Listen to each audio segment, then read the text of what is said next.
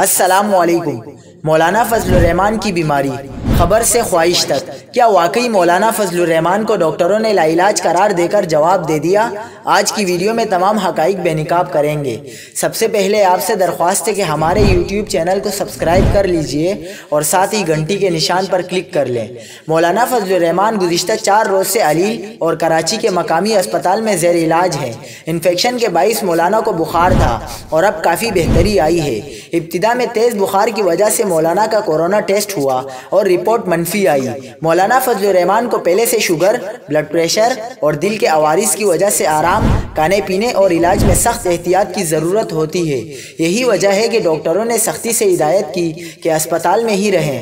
یہ تو ہے بیماری کے حوالے سے اصل خبر۔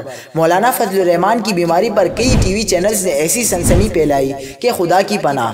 کچھ نے تو ڈاکٹروں کی جانب سے آخری جواب بھی دے دیا اور کچھ تو الٹی گنتی میں مصروف ہو گئے۔